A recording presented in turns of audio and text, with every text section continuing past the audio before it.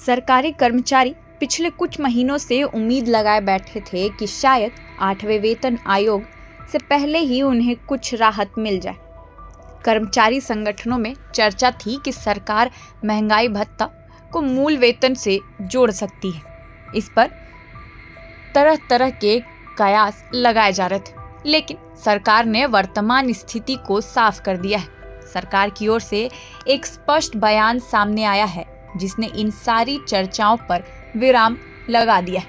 अब कर्मचारी और पेंशन भोगी फिर से इस बात पर नजर टिकाए हुए हैं कि 8वां वेतन आयोग उनकी जेब में कितनी राहत ला पाएगा।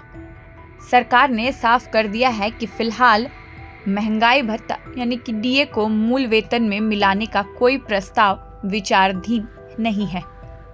यह जानकारी वित्त राज्य मंत्री पंकज चौधरी ने 1 दिसंबर 2025 को लोकसभा में लिखित जवाब में दी। उन्होंने कहा, इस समय महंगाई भत्ता को मूल वेतन में जोड़ने का कोई प्रस्ताव सरकार के पास विचार के लिए नहीं है।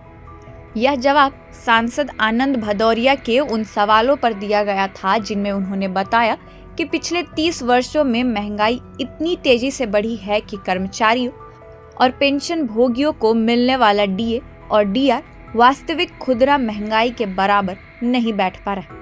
इसी वजह से कई कर्मचारी संगठन लंबे समय से मांग कर रहे हैं कि कम से कम 50% डीए को मूल वेतन में शामिल कर दिया जाए।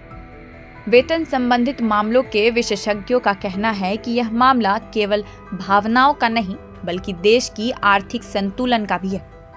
उनका कहना है कि कर्मचारी यह दलील देते हैं कि महंगाई बढ़ने से उनकी वास्तविक आय घट गई है, लेकिन सरकार को कर्मचारियों की मांग के साथ साथ देश के आर्थिक अनुशासन को भी देखना होता है, खासकर चुनावी समय में जब खर्चे और बजट पर कड़ी नजर रखनी पड़ती है। विशेषज्ञों के अनुसार अभी सीधे राहत देने की संभावना कम है, लेकिन सरकार फिटमेंट फैक्टर को मजबूत करने पर विचार कर सकती है। फिटमेंट फैक्टर वही गुणांक है जिसके आधार पर भविष्य में डीए और डीआर बढ़ोतरी तय होती है। वर्तमान में यह 2.57 है और यदि इसे बढ़ाकर 3.0 किया जाता है तो मूल वेतन के साथ साथ सभी जुड़े भत्ते जैसे कि एचआरए, टीए और अन्य विशेष भत्ते भी बढ़ जाते हैं।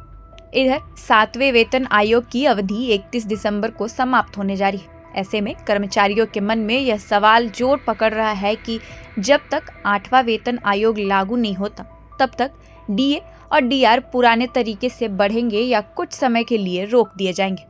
पर फिलहाल इस वीडियो में इतना ही। ऐसे ही और अपडेट्स के साथ आपके बीच आते रहेंगे, तो देखते रहिए प्रभात खबर डिजिटल। धन्यवाद, शुक्रिया। प्रभातखबर.com, विश्वास वही, रफ्तार नहीं।